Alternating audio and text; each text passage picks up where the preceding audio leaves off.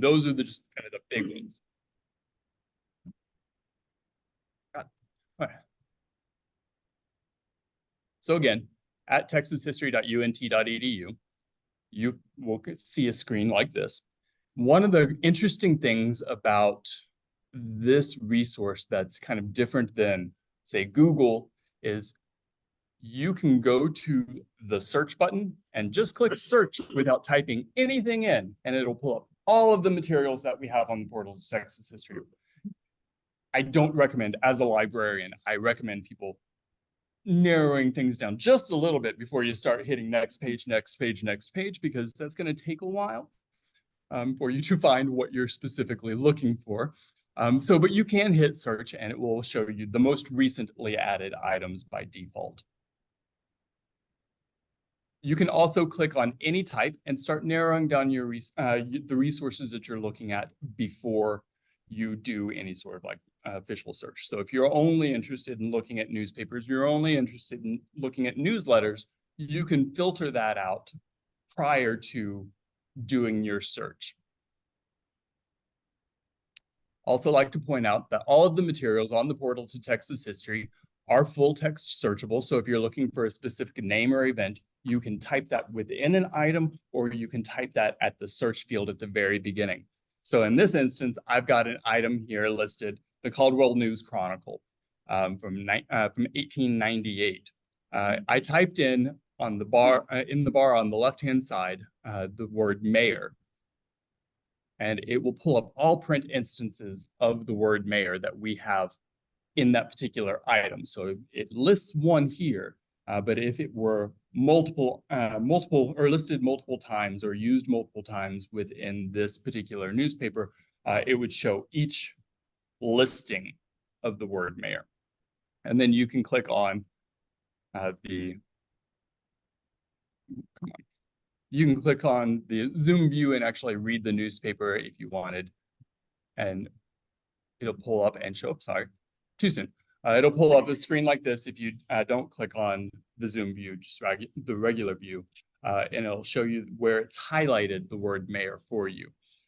Just above that, you can see that there is there's a search, there's tools and downloads, and there is zoom. You can click the zoom button and it will bring it larger and you can zoom in. Oftentimes, the pages that are digitized for the portal to Texas History, we digitize at such a high rate that you are able to actually see the fibers of the paper. And that gets really interesting when we work with things with non-newspaper materials, especially that are fabric, because seeing the weaving of that is quite remarkable. We actually digitized a fraternal orders ribbon yesterday. It hasn't been put onto the portal yet. We digitized it yesterday, and zooming in on it, you can honestly see the weaving of the fabric that makes up the ribbon, and it's quite remarkable. So I like to highlight some of the different partnerships that we have, because we have some unique items that come from, like I said, all over the state. And some of these I personally don't think get enough attention. So I like to make sure that they get the attention they need. So we have materials from museum collections. Weslaco Museum. Is anyone familiar with the community of Weslaco in South Texas? They're in the Rio Grande Valley area, and for several years, they did an annual celebration. They called it their birthday celebration. And what they would do is they would create fashion shows using produce that they grew that year. So, for example, Weslaco's annual fashion show, Clarissa Bali is wearing a suit made of shattered green ferns. The lapels in her purse are made of mums, and the hat and shoes are made of firm fern-trimmed mums. Dorothy Carlos, her dress is made out of 1,000 alfalfa leaves. The purse is overlaid with ground alfalfa. The jerkin is made of rows of scarlet bracts of the poinsettia plant. Looking at these are amazing, and these are beautiful, and these are unique, and these are things that I would be hard to press to believe that they actually have the physical items still remaining somewhere in Weslaco. Just up there. But, I assume that a lot of these, might have ended up as a meal for a rodent, possibly.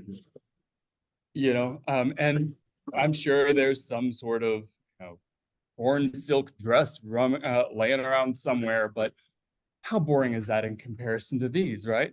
And so these are some of the beautiful examples that we have. And then we also have some that are a little more amusing and not quite as beautiful. She reminds me actually of Lucille Ball for some reason. And then there's this young gentleman. He doesn't look particularly thrilled to be doing this fashion show, being dressed all in eggplant as he is. He actually kind of reminds me of one of the Munchkins from The Wizard of Oz. And I think he only decided that this was an acceptable thing, a use of his time, because he got to have a corncob pipe. I don't know that for truth at all, but that's kind of my thoughts on it. We also work with a lot of different public libraries across the state. We've worked with the Dallas Public Library to digitize a lot of city directories. City directories, as well as newspapers and a lot of other materials. They're like print annual or serial materials, are kind of interesting for the inferred information that you can gain from them. So looking at these materials, looking at newspapers, you can look at the advertisements that are published and see how long they were published, see how long a business might have been in business, see the size of the ad, and kind of make a determination on how successful a business was, perhaps. And then see when it stops being published, well, what happened to the business? Did it go away? Was there a fire? What happened? And it kind of leads you down a different path of research that I think is kind of interesting. We also work with different organizations. So we worked with the Lockheed Martin Aeronautics Company in Fort Worth. Initially, we started off by digitizing a lot of the photographs that they had in their collection, specifically World War II photographs, because the Rosie the Riveter is quite a fascinating story, and we've got photographs of real life Rosie the Riveters on the portal to Texas history.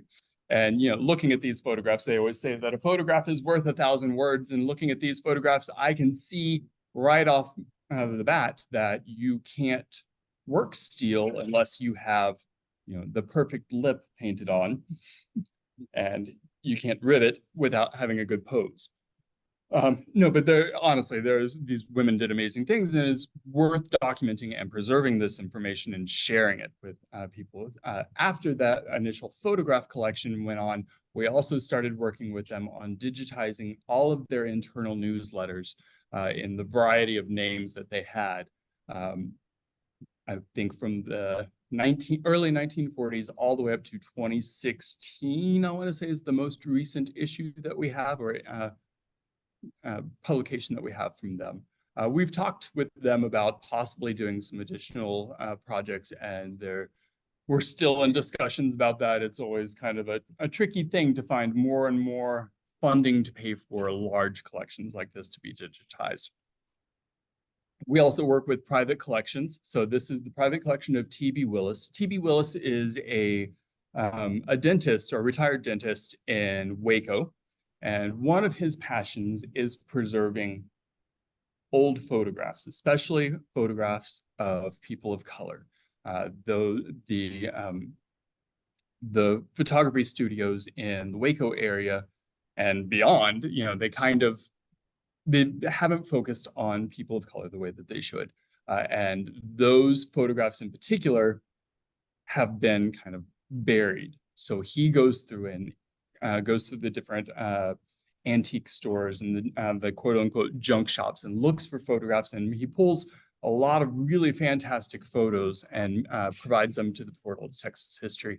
Actually, I saw him yesterday, and he was the one that we were digitizing the ribbon for, and he also brought us a yearbook from Tillotson College in Austin, Texas. It's now Tillotson Houston College in Austin, Texas. They are a university in Austin. They were are a historically Black university, and the yearbook is from 1949. and it's before the two colleges merged. So it's just Tillotson. He also found a yearbook from a predominantly Black school from the Waco area from 1929 that he brought us. So we're pursuing those sort of collections and making those available online as well. This is also kind of the point in the presentation where I like to point out that since 2009, we've made it our goal or our standard to digitize absolutely everything that we can related to an item. So we will scan the front and back of every photograph that we get, every postcard that we receive, even if there's nothing written on it, so that researchers never have a question of, did I miss something? Did this student worker not understand the proper, that this is actually a cue written in cursive? Sometimes that happens, but we will scan absolutely everything, even if a book that has 100 blank pages and before any sort of text is put in, we will scan all of the blank pages, the pages that have text on them, and anything else from front cover all the way through to the back cover, just to make sure that we capture the full or the item in its entirety, because our goal is to create a digital surrogate of a physical item. So, yeah. All right, we've also worked with academic libraries. We've worked with the University of Dallas, for example. We've got a lot of their photographs. We've got a lot of their documents from their special collections and their archives. You can see kind of a wide variety of materials that are listed in this, or available in this, rather. Governmental documents, we worked with the Dallas Municipal Archives to digitize some of their materials. I mean, it's a large archive, and it's one of those things that we will never be done digitizing materials. But, you can see on here that there is an interesting array of materials that are available. Don't remember whose fingerprints those are offhand, but we've got materials on Bonnie and Clyde from this collection. We've got materials from Jack Ruby. We've got the JFK assassination documents that the Dallas Municipal Archive had. So quite a wide range of materials. And this is the 60th anniversary of JFK's assassination. So, highlighting that. We've worked with genealogical and historical collections as well. So the Dallas Genealogical Society, all of their newsletters and documents that they had created, we've digitized and made available on the portal to Texas History as well. Now on to some of the lesser known resources. And this is, I enjoy the materials that I've already shown you, especially like the Westlaco stuff. That makes it into every presentation that I give, just because I love that one so much and because it is so unique. This is kind of an example of some of the other unique materials that we have on the portal that oftentimes get overlooked or not really thought about. So, starting off, we have patents. We have thousands of patents from across Texas. And these are some of my favorites and some of the interesting ones. I will say my second favorite is the one that's in the bottom right-hand corner, the improvement in umbrella supporters. It's essentially a parasol that's attached to a bustle. For the woman on the go, it's interesting and it's amusing and it's very cute to me. I will say, like I said, this is my second favorite patent that I found on the portal. My all-time favorite patent on the portal to Texas History is this unassuming mud scraper. And I will tell you that one of the reasons that I find this one so particularly interesting is because it was created by G.A. Mangum. I'm waiting for my Mangum millions, my mud scraper millions to come rolling in. As soon as those millions come rolling in, I'm gone. Until then, thank you so much for having me here. It's a pleasure to speak with you all today. I still have more, but wait, there's more. No, that was just me saying that I'm excited about my mud scraper millions. We also have musical scores and notations that are available on the portal to Texas History. as well as maps. Like I said, we have 83,000 maps plus some, and these are historical maps and Sanborn maps and all kinds of different maps and primary source materials that are available here. For our 1 millionth item added to the portal to Texas history, we actually added this map. And looking at it, you may not be able to tell what this is, but if you tilt your head to the right, it's actually a map of the Gulf Coast. This is kind of GPS before GPS was a thing. Many hundreds, a couple hundreds of years before GPS was a thing, they would actually orient a map in the direction that you kind of planned on heading. So you can see the compass rose right there in the middle is pointing to the right, which is north. So it's pointing right at New Orleans. So you can see the arc of the Gulf Coast going down into Mexico, and they had it a little bit wrong down in the southeast area of it. But this map, is from, it's from the 1400s, so it's not really necessarily. It doesn't have to actually be 100% accurate. All right. I also mentioned earlier in the presentation that we have Gamel's Law. So Gamel's Law is kind of an interesting thing. Hans Peter Marius Nielsen Gamel, first off, his parents really didn't like him very much because they gave him an incredibly long name. But one of the times the state capital caught on fire, because apparently that happens quite often, it catches on fire. I don't know why. But when it caught on fire in 1897, in the process of putting out the fire, they ruined a lot of documents, and all of the early colonization proceedings from constitutional conventions and all laws and resolutions from every congressional and legislative session all the way up to the time of the fire were destroyed, quote unquote. So Gamel comes across this mound of documentation on the curb, essentially, picks it all up, loads it into his wagon, hangs it up to dry, binds it, and sells it. 31 volumes of early Texas history. All now available on the portal to Texas history for free. All of our print materials are full text searchable. We also have yearbooks, and this is another one, and I do have to apologize right up front. There is a photograph and you can't see the full title.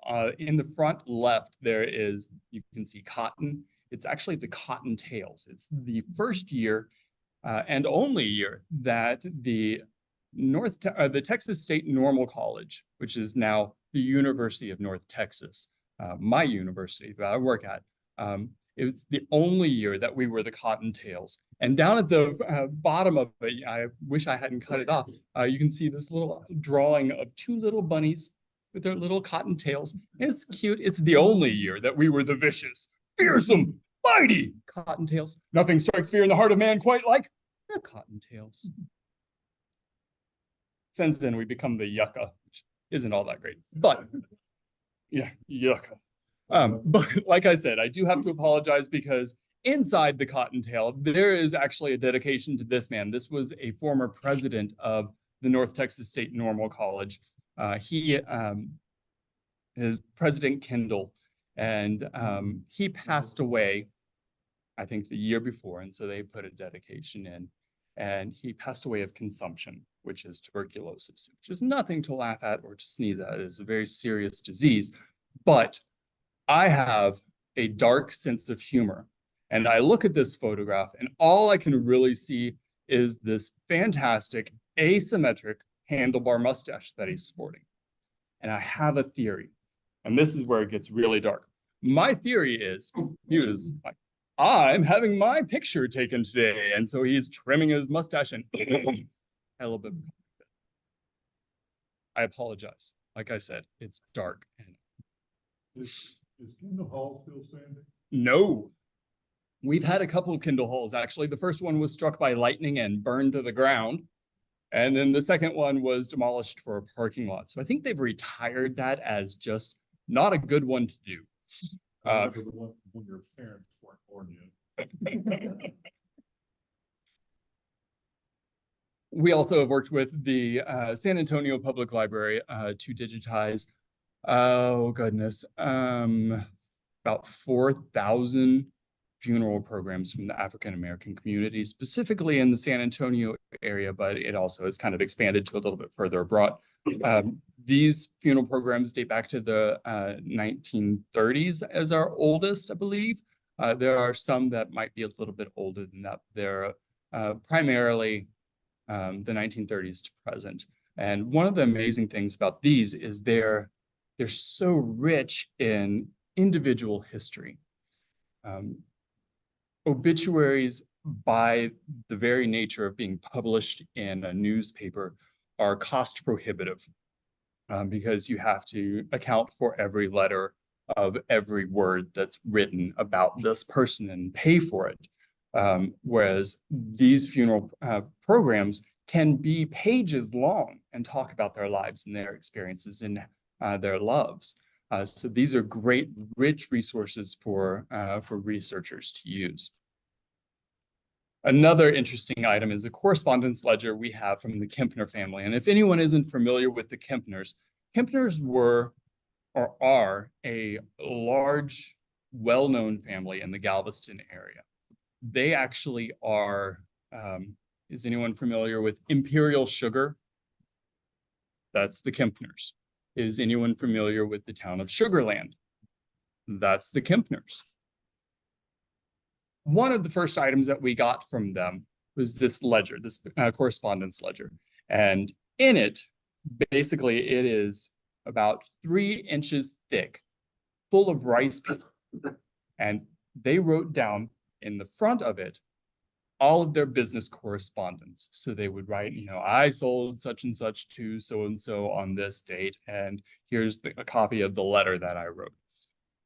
Interestingly, though, if you turn it around and open it from the back, there are personal letters written back home to Europe in phonetic Yiddish.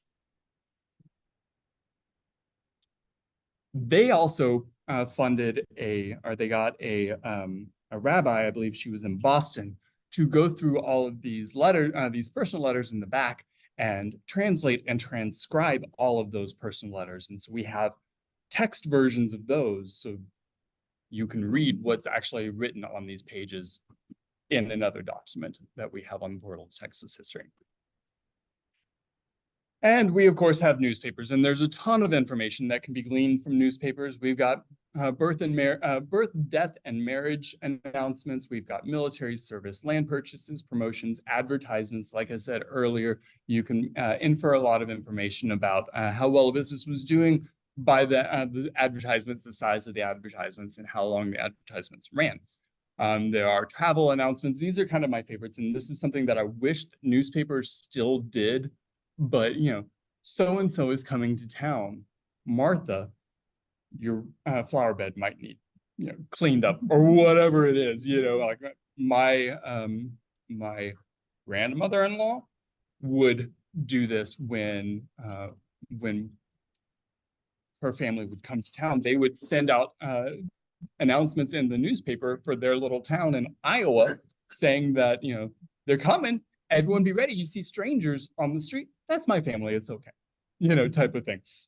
So, and as well as social activities and things of that nature are all available on the portal. And again, all of our print materials are full text searchable. This is one of those things that I really like to stress, unless it is in an overly italicized font or if it's handwritten. Then optical character recognition has a little bit of a challenge reading those particular items. The newspapers that we have on the portal, like I said, we have nearly 1 million newspapers alone on the portal of Texas History. Oh, excuse me. That accounts for there are 1,859 separate titles of newspapers on the portal, and our earliest newspapers date back to 1813 all the way through to the present. Some of the newspapers aren't specifically Texas newspapers. We've worked with the Library of Congress to digitize some newspapers from outside of Texas. But one of the things I really like to point out to people is, you know, history isn't really geographically bound. We have created these boundaries of states and countries, and those boundaries have shifted and changed over time. So yes, we have newspapers that deal with Texas history specifically, but we have newspapers that deal with the broader understanding of what history in general is and what that story looks like. So we have those, but we also have, also talking about letters. We have letters from soldiers from World War II who were in France writing back home to their family in Texas. So like I said, history isn't necessarily geographically bound. When you say, well, that doesn't really pertain to Texas, we draw a string back to Texas. How did it end up here? Thing. All right, so this is probably the part that y'all are most interested in. How do we do it?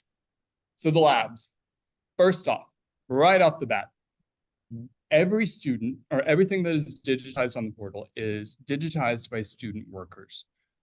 So they will go through the process of doing digitization and metadata creation, and they are guided by full-time librarians and full-time staff for the portal.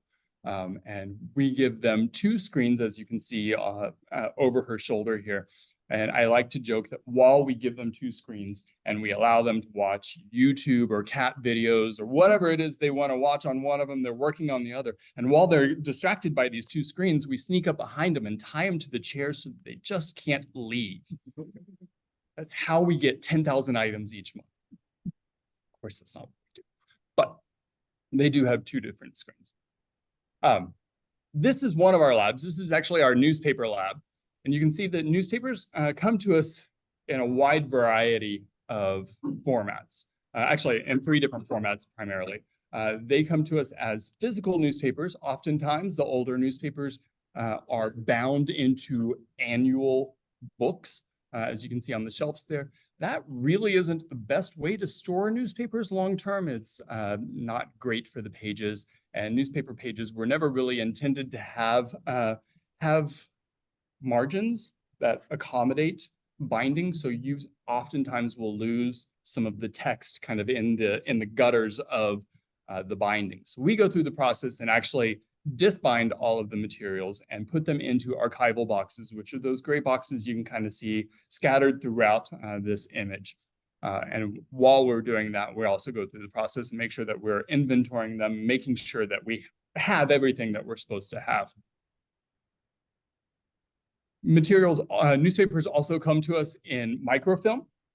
Microfilm is interesting to say the least. Sometimes it's really good quality. Sometimes it's blurry. Sometimes it's got a massive scratch down the middle of it. Sometimes it's got someone's finger holding the page down flat, all on the microfilm. But this is our scanner that does the microfilm digitization.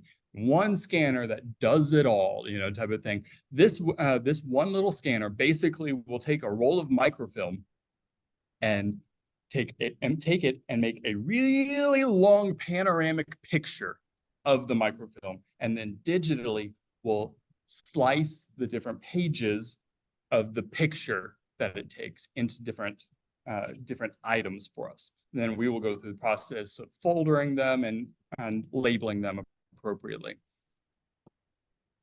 Like I said, we also get physical pages. This is part of the lab that does the physical pages. You can see in the corners on the left and on the right, there are 2 scanners. These are overhead scanners that do the digitization, and it has each of them have a piece of glass that lays flat on the bed to hold the pages flat.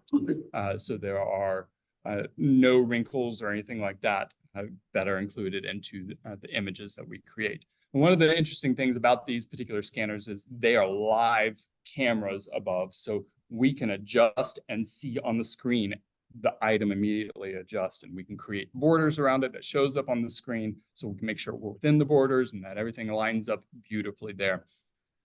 Then we have this monster. I'm sad to say that these photos don't do justice to the scale of some of our scanners. This is our largest scanner. I could lay across this flat bed and it would scan most of me. It is giant and it is beautiful, and I like silly things. I freely admit some of the most ridiculous things make me incredibly happy. You can control this thing with foot pedals. So you press a pedal and the armature, that blue armature, slides across while it's taking a photo and lighting up the item that's on the bed.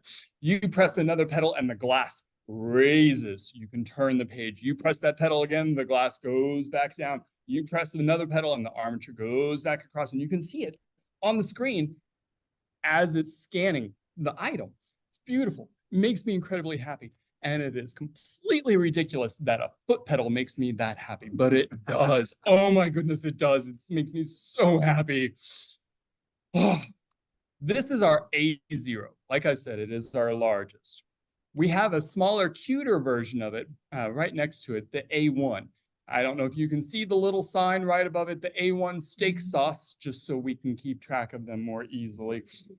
It is considerably smaller. It is still a large scanner and can easily accommodate the largest newspapers that we have and some pretty decent sized maps as well. Now, this is the part that I specifically work with, though. This is the digital newspaper unit, and commonly referred to by me, the everything else lab. This is the lab that does the digitization of anything that is not newspapers, basically. You can see my colleague Christina Kellum in the bottom right corner. She's actually taking photographs at that particular point in time of the ribbon that I was talking about that we digitized yesterday, because this picture I took yesterday on my phone. So this is pretty accurate to what the lab currently looks like. On the right-hand side is storage of materials and digitization spaces kind of mixed in between this and different camera setups and different systems that we have. On the left-hand side, you can see that this is where there are dual monitors, and there are some scanners there that are used for, like, you can see a feed scanner back there that if you have a stack of papers that you can run through a feed scanner, it'll just shoot through all of those and scan them real quickly. Most of the things we have now don't really do feed scanners. They are a little more fragile and require more human touch. So that doesn't get used quite as often as the scanners that are on the right-hand side. So this area is kind of dedicated more for the creation of metadata. And metadata is information about an item. What is this item? What does it look like? Who provided it? What are its dimensions? What is the information it contains? All of that stuff is the metadata. That's the meat of an item. And so you can see a little bit better view of the metadata, and you can see one of our student workers on your left-hand side that is actually working with an item and with the metadata system, entering information about it and kind of giving the details of the items.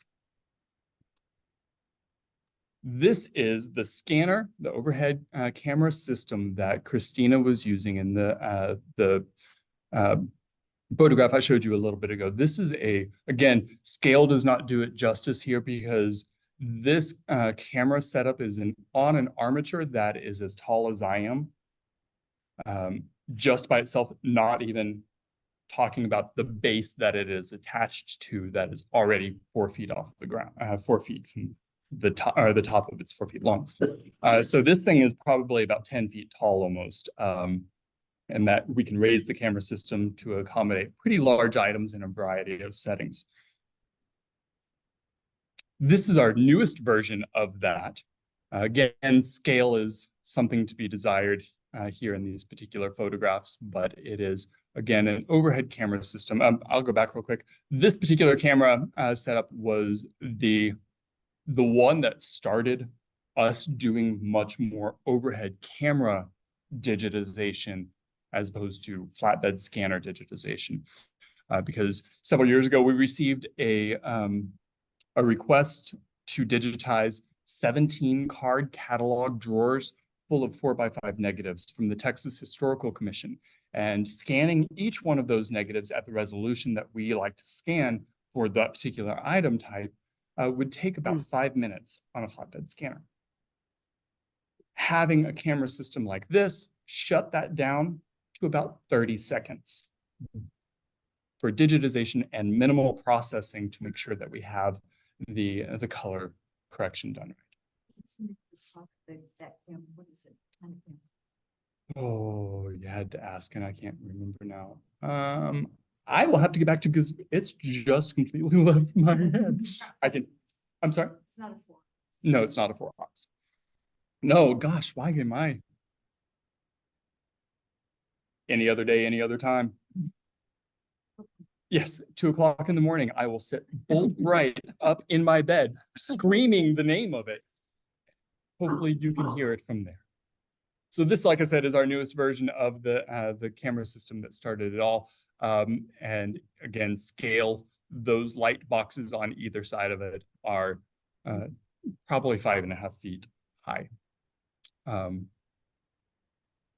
we have 2 copybooks. This is one of the copybooks, and it has a camera system just above the item. And you can see it lights the item, has a glass that can lay flat across the item and hold it in place. An interesting thing about the copybooks also is that the bed that they're sitting on, and that the item is sitting on, is actually a cradle. So if we're working with a book, it will cradle the book to its heaviest spot lower, so it takes pressure off of the spine of a book. And then we have 2 homegrown versions of the overhead scanner that I showed you at the beginning. Because it did such a great job with working with the 4x5 negatives, we decided that we could get an armature, put an actual camera on it, put a light box underneath, and we can either do the 35mm slides on the left, or do a larger one, 4x5 negative, whatever kind of negative, with a light box underneath as well, to digitize those. And how we keep track of it. There are several different ways that we keep track of it. But yeah, this is, you look at it and you kind of go, oh God. Most of those tags, those little magnetic white and black tags that are on there, are projects that go through this lab in some form or fashion. I work with a series of them, 4 or 5 columns there.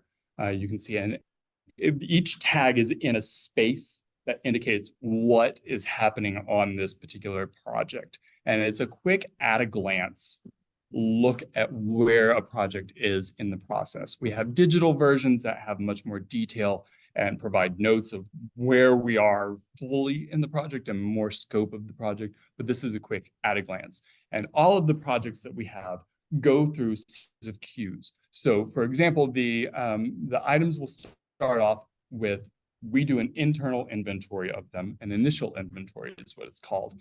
Making sure that everything that was on the packing list from the partner is actually in the package that we receive.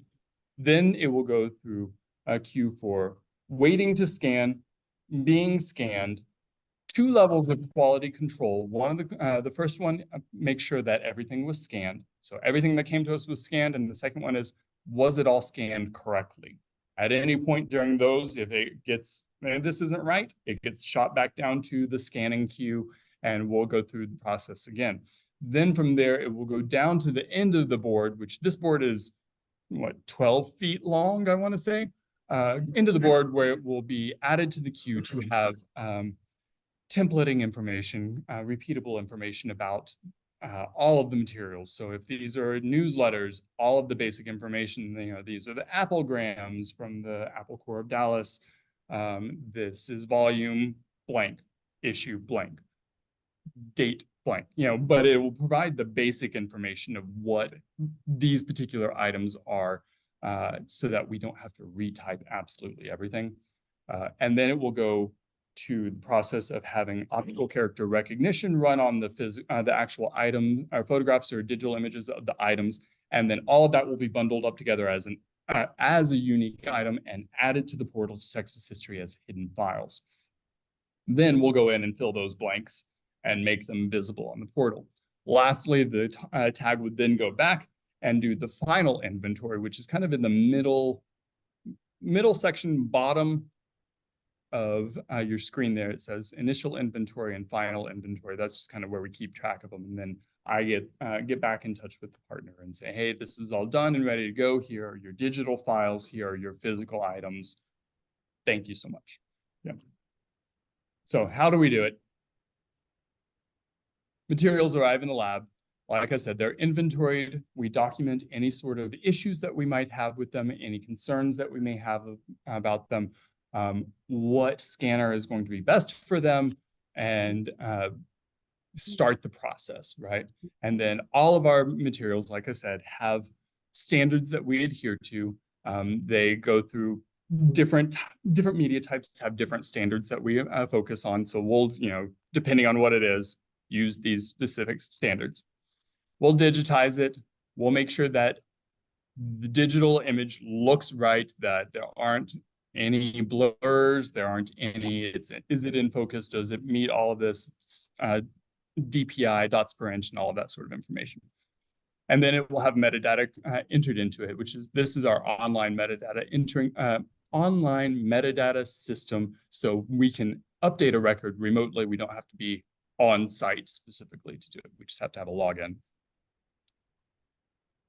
And we create all of the different metadata, or fill in as many of the different fields associated to an item as we can. And then we make the item visible on the portal to Texas history.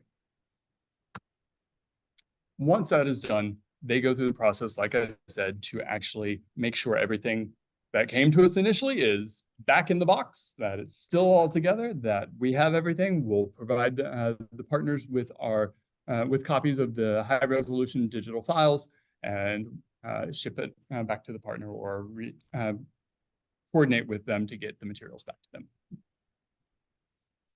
All right, so searching on the portal, and I'm going to go through this part kind of fast. You all are the Apple Corps of Dallas. I imagine you are pretty tech savvy when it comes to doing searches online. The portal is not particularly difficult. It does have some idiosyncrasies that you might want to just be mindful of. So like I said before, with the portal to Texas history, you can hit that search button and pull up absolutely everything on the portal to Texas history. I'm going to discourage you from doing that and then hitting next page, because you can see in this particular image, this was a little while back, we got 1,924,469 items for you to next page through. Don't do that. You can use the facets on the left-hand side to start narrowing these materials down. Oops, I forgot that that underline there. Yeah, don't do that. Use the facets on the left-hand side to narrow this down. So if you know that you're wanting to use a specific media type, click that media type. I will also point out that I just highlighted or underlined the sort by option. Currently, it's sorted by date, showing the newest items added. You can look for the first items that we added to the portal, or you can look for, the oldest physical. Like, when was it the original item actually made? The oldest item or the most recently made items. But and you said the portal's actually updated every day. the portal is updated. People are working on it every day. The uploads of new materials kind of go in batches, and we've got several machines that are dedicated just to uploading stuff to it, and it goes and does it, like I said, in batches. So, for example, we can use the decades button on the left-hand side to kind of narrow things down a little bit if we wanted to, and choose the 1980s, because the 80s were a fantastic time for so many people. Again, what is that? 151,219 items is far too many to start hitting next page, next page, next page. Continue to use the facets on the left-hand side to continue to narrow down. And I recognize that this particular search that I'm taking us on right now is a little ridiculous, because if you knew that you wanted to go to 1985, you could have just hit 1985 to begin with. You didn't have to go to the decades first. But you can do that. Oops, I do want to show in this, when it filters and shows you the information, not only does it show you like 1985, but it shows you that there are 18,599 items from 1985. Mm-hmm. So you can narrow it down And you can see there are 18,599 items, and you can scroll and you can scroll. Don't do that. Still far too many. For the interest of time, however, I'm going to go ahead and go into the Bernie star, which is our first item here. And you can see this is an item. Here is all of the information about this item. This is not what is included in this particular newspaper, though, because the description is about what is this item. And we have a lot of student workers, but we don't have enough student workers or funding to pay every student to read every newspaper article and write a full, summary of what it all contains. And it's all full text searchable, so we really shouldn't need to. So instead, we focus on what is this item. Item is a newspaper from Bernie, Texas. This item is this dimension. This item is, kind of a publication that was published every Thursday or whatever the dates specifically were on it. All of that is encapsulated in this item, and you can navigate through it either by scrolling down or using the facets on the left-hand side again to see the difference. So you can see who provided us with this, who published this, who are our audiences. All of that information is available there. All right, what is this item? This is a main title, the Bernie Star.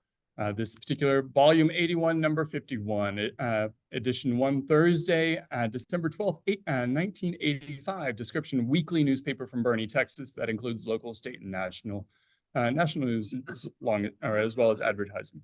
What collections does it belong to? The nice thing about digital materials is because they are digital, they can actually be in multiple collections, because we just have to draw a digital string from one collection from one item to multiple collections. Whereas a physical item, that one thing, you have to go to this very specific location. So this helps with access of the materials from multiple locations.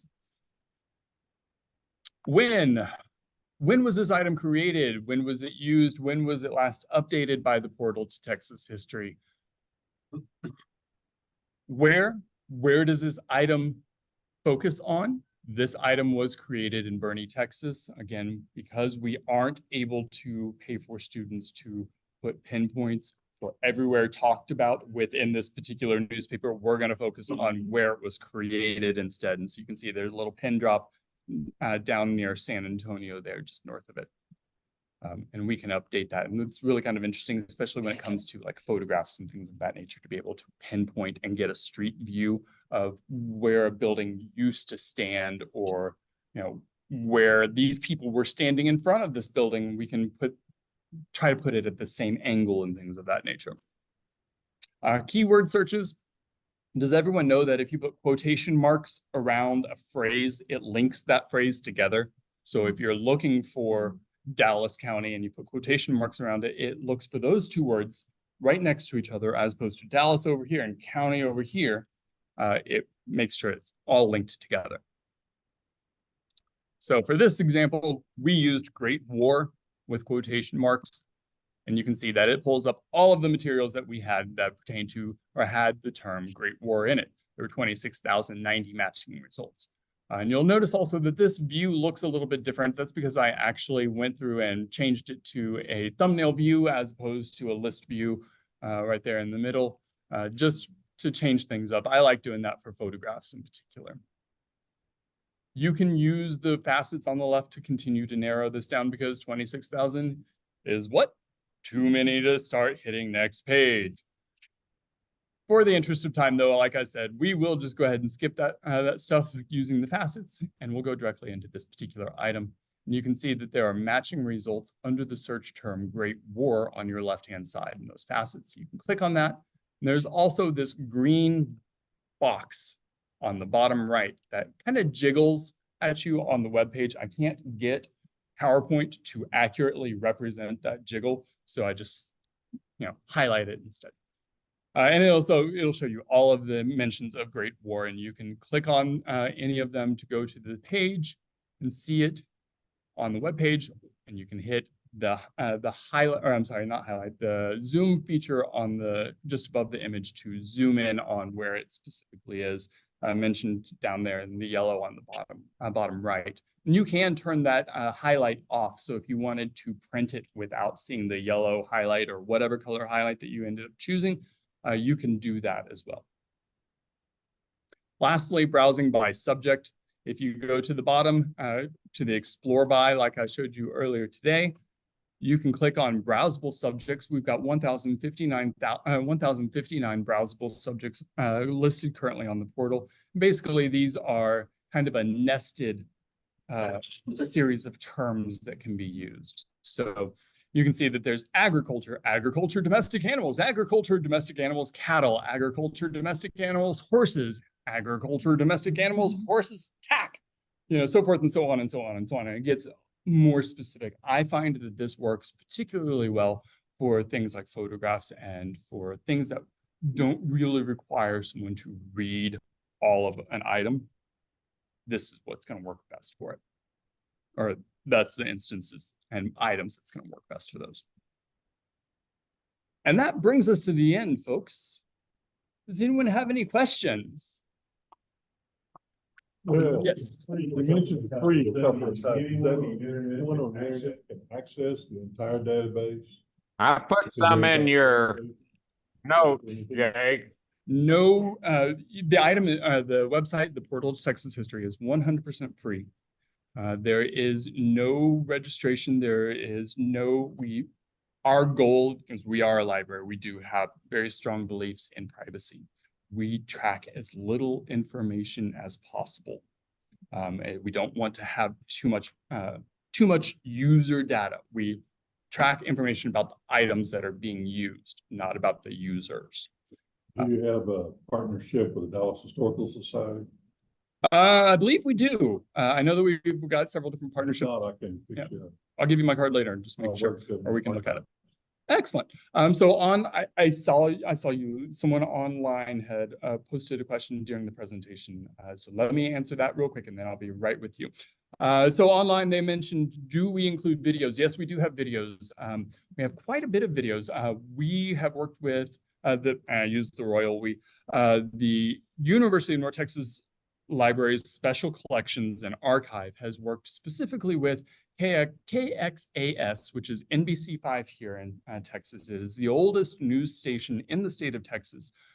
We are we hold their archive, and we are their the license holder of those images as well. So we've got a lot of news footage from them, but we've also got family videos and things of that nature. And then I see the next question about can users offer correction, and I will answer that in just one moment. There was the question in the room, and then I will get right to you. Yes, ma'am. Well, I was going to go in the direction of videos and licensing. That's exactly where I was going to go, because who owns the images and who keeps them? So in other words, the photographs that you put in the database, do they go back to the people who gave them to you? Yes. So the question for everyone online, the question was, who owns the physical items, or who owns the images? All of the photographs and all of the images go back to the original partners. Our partnership agreement states that they are asserting that they own the right to the items and they retain the right. They are just allowing us to also put them on the portal. So when we get a licensing request or a question, we will refer them to the contributing partner for that. And that actually leads into the question that's actually online here. Can users offer correction or additional information? Yes, they can. Each item, if you're in an item, you can scroll down to the bottom of the item and there is a correction, comment, feedback button. Excuse me. And you can enter into a Google form type of thing, information about it, and we have people that are dedicated to going through the feedback and the corrections and updating it. There's also an option for the licensing in that, and we will email them and refer them to the contributing partners at that point as well. So if I go on and I see an image and I think I'd like to use that. Mm-hmm. use it in personal use or use it when you are publishing something. It makes a difference. If it is your personal private use of an item, you are able to download it because that's part of our agreement that we are making this for personal. If you're gonna like sell it, not so much. You have to get permission from the How contributing about party. social media sharing, is that? Social media sharing is perfectly fine because It's safe. because so the items that are on the portal, the Zoom view accesses the high resolution images, accesses the better images. The download function on the portal accesses derivative lower quality versions. So if you want to commercially publish it, you would order. Commercial and pay publication for the has to get the high resolution. Yeah, publishers won't do the low resolution. I want to put on my Christmas card, I'm stuck with the low resolution. Yes, but for your Christmas cards, the low resolution is still going to be really good and perfect for that. It's just the high glossy print type of things that it won't be quite as publishers have different standards on. So there's a particular film that I have in mind, and it was before the talkies came out, and it was by the gal who did all the films. Anyway, the Dallas Library downtown has a copy of it, and it's very hard to find. It's called The Wind, and it's about West Texas, and it's the gal, everybody, you'll know her name, I can't ever remember it. Maybe I can look it up on my phone. But anyway, with something like that, be in your archive, could people download it and watch it on the TV screen? Generally, with videos on the portal to Texas History, you can't download those, typically speaking. There are, I think, maybe a handful of exceptions that there may be on the portal that you could, but oftentimes, no, you can't download those specifically. But the amazing thing about, like screencasting now is a lot of TVs have that functionality that you can connect your computer to your TV screen and show it that way. Any other questions? Yes, sir. Gonna get more Macs in your office, all I saw was Windows. Yeah, so we have some Macs. We don't have as many Macs as I personally would like. This is my work computer. My personal computer is a Mac as well. But the university has deals with Dell, and that's what we use primarily for a lot of the computers because we get, buy in bulk type of thing, better deals. Jake, comment? Well, Max lasts 4 times as long, the university wouldn't keep them that long. Jake, one of the questions I get is, when do we get to see our AppleGrams on the portal? That is a great question. And so remember, I told you that there are the series of queues that the materials will all go through. The nice thing that having digital materials to begin with is we skip a lot of those initial queues. We don't have to wait in the queue to get it scanned because y'all already took care of that. So we skip a couple of those initial ones and we jump right to the second quality control to make sure that the images look correct. And then the time consuming project or part of the project comes in when everything funnels together. The digitization of physical items and the digitization or the metadata creation of the digital items as well as the physical items. Ray, I see you have a question. I will be right with you. Okay. Yeah. The funneling of those two. So typically digital files that we get, I say 6 months typically, just to be conservative and cautious because it is a small group within the lab that is trained to do the metadata creation because you have to there's a certain way of thinking about entering metadata that has to be trained and has to be very specific and consistent from all of the items. So is that 6 months after you start the metadata process on our AppleGrams, or has that already started? I believe they have begun the optical character recognition. They still have to have the templating done. I don't know that they're finished with the optical character recognition off the top of my head. Just sheer volume of projects. I should have looked at it yesterday. Yesterday was kind of a whirlwind. I didn't bring a single brochure here because I was like, oh, I got to go get my kids from school, and just like packed up my stuff and ran out the door.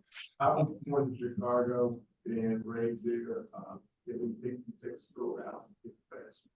Say that one more time. So born and raised in Chicago, it would take you to the Texas courthouse and get you dinner and get fast. I wish that a incentive like Texas Roadhouse would speed the process up. I really do. That's not gross. Ray, so you had a question for me. You said Yes. in the Just a text, you comment, said something. comment, Now you know Jay. where the Facebook posts come from. Yes, that's where the materials from Facebook come from. Did you want to ask a question as well? I wanted to Alright. comment, and thank you for a great presentation. You're very welcome. This project means a lot to me. I appreciated all the details, and I appreciated your passion for your job. I would love to have your job. I find it the most fascinating thing I've seen in a long time, and I really look forward to using the portal. I've already thought of a whole bunch of things that I want to look for. Thank you again. Great. You're very welcome, Ray. And yeah, I got to say, I absolutely love my job too. I get to see, and I get to be that person's like, you won't believe what I got to touch today. Yeah.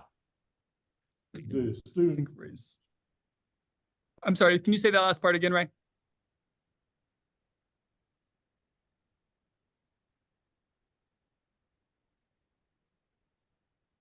Ray, can you say that last part again? Wasn't me.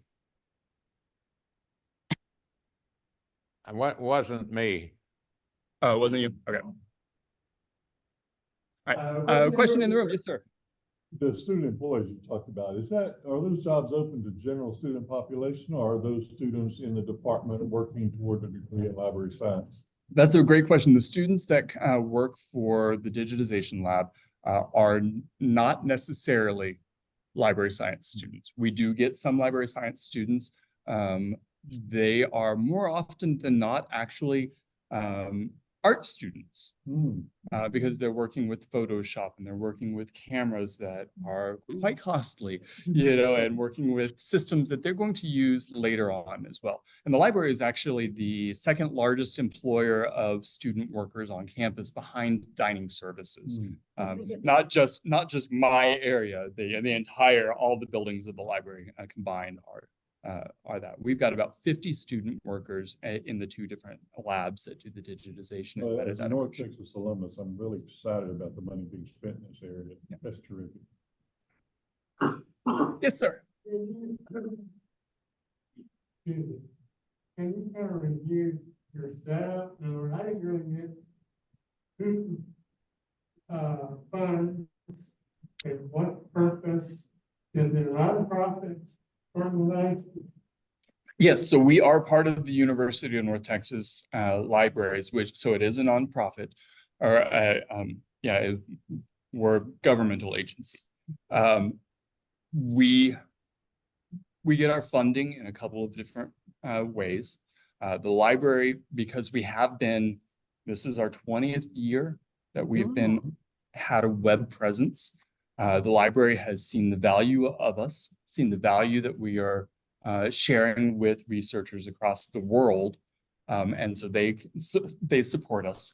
We also get additional support from different grants to do specific projects. The digitization, if we don't have grants tied to specific projects, oftentimes is covered by the contributing partner. And we aren't turning a profit on those digitization projects by any means. It does cover student workers, or a portion of our student workers' fees though, or costs. So certainly.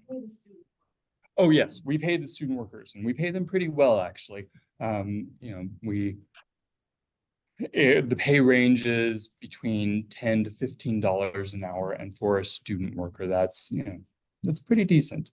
It's a lot better job than flipping burger. And it's minimum wage is not a particularly high bar by any means, but we do pay above minimum, pretty decently above minimum wage. And the longer they are there, the more experience they have, we accommodate and or make adjustments to their salaries if they're there long enough. And so, yeah. If we have. What other questions do y'all have for me? Yeah. If we have Yeah, Barbara. search questions later Oh, on, and just is there someone we can call for search questions? so, Barbara, I will get with you in just one second. There was a question in the room. The question was, I'm not very old. That's very sweet of you. I'm older than I look. First, I didn't actually, so my story, I didn't start my undergrad until I was 32. And I never really thought college would be something for me. I didn't think it was ever going to be in my future. I graduated high school by the skin of my teeth. And so I went directly into the workforce, and I did a lot of different things in the workforce before I had a child. And realized I could continue working to pay to put her in daycare, but not anything else. Or I could be a stay-at-home dad. We could tighten belts considerably, and I could go back to school. So I chose to go back to school, show my children now, that it's never too late to change your life, that it's good to seize opportunities when you can. No, I did not initially think that I would be a librarian when I started my undergrad. It didn't take long, though, before I realized that all of the previous jobs that I had had, which were technical support and were customer service based and things of that nature, the one thing that really tied all of those different jobs together for me was a thread of customer service and the thought of, if I don't know the answer, I can find out. So having access to information and knowing how to find that information has always been that common thread. And someone said, that's a librarian, right? And I went, well, yeah, it is. You're right. And so one of my very first library classes, it was kind of a meet and greet type of thing where a whole bunch of different professors would come up and talk for a couple of minutes about different things. And this one professor comes up and he says, have you ever thought about how to search for an item without using words? Well, no, I hadn't, but now I want to know how you do that. And so that's Google image search, basically, right? That's searching using these parameters, looking for this shape, this geometry, which geometry way beyond me, but looking for that. And he kind of actually set me on the path to imaging. So I, because I did start my undergrad or work in my undergrad with the intention of going to the master's and getting a library science degree and master's or master's degree. I did all of my core courses in library science in my undergrad. And by doing that, I essentially got a general librarianship track in my undergrad and opened up all of my masters to electives. So I was able to do two different tracks simultaneously, digital imaging and archiving, as well as academic librarianship. And now I do digital imaging in an academic library. So, everything just fit into place perfectly. And I was a graduate assistant at the library, and I was at an event one day, and this woman that I recognized from the library comes up and starts talking to me, asking me about, so what do you do? I've seen you around in the library. And I tell her, and she's like, when are you graduating? And I tell her, and she says, I've got a position open. turns out she's the assistant dean for external relations, and she's my boss. And has been for 9 years, or 9 years next month. So, yes. All right. So now, Barbara, thank you so much for your patience. What is your question? How can I help you, ma'am? I'm trying to find out if I have a search question later on. Is there someone that I can call? Or is there a Absolutely. helpline or something? There isn't necessarily a specific helpline, but if you wanted to shoot me an email at jacob.mangum, it's MANGUM, like man chewing gum, just leave out the chewing, at unt.edu, and that's also in the chat. I'm happy to answer any questions that I can. And again, like I said just a moment ago, that thread is, if I don't know the answer, I know lots of people, maybe they do. So if I can't answer it myself, I can direct you kind of where would be best for that. Okay, jacob.mangum@unt.edu. You got it. Okay, Fantastic. thank you. You're very welcome. I mean, I tried doing a search on the telephone Yeah. while we And- were having yeah. this conversation on my laptop, but it didn't work very well on the phone. So I think maybe it's the computer will give me better, all those options you were saying, you know, between this date and that date, that doesn't Yeah. seem to be on the phone. They're So- there. They're kind of nested in at the top of the screen, so it's a little more difficult to see. And Okay. you have to kind of So I'm finagle gonna- a little bit more. Yeah, I'm gonna play with it on the computer and hopefully I won't need to make any. I'm questions. happy to answer any questions that I can answer. And like I said, I'm happy to share out your questions to other people if I don't have the answer. Okay, thank you so much. This was a terrific You're welcome. find. I mean, I had no idea you existed. Well, I'm glad to hear that. Not that you didn't know that we existed, but that you know we exist now. Yes. And I have a good friend who was a SMU librarian. And I told her to come and watch this presentation Yeah. and gave her the website and stuff. She said that, oh, UNT's always been known for having great library science stuff, so. But I don't know if she knows about. Me the- too, Barbara. I particular want to website. spread the word. I know some Yeah. people that love this portal. Fantastic. I'm glad to hear that. Okay, Thank you great. all so much. The I portal, appreciate your time. right. All right, thanks, Jake. We are a little bit over, but it was a really fascinating Sorry. topic. No problem whatsoever. It's great. And I can't wait to see our AppleGrams on there too. Okay, so we'll wrap that up. And then Jonesy, you've still got a little bit of time if you want to do some Mac Help Desk SIG. So we will transition over to that. You're very welcome. Thank you all. And am I able to put you?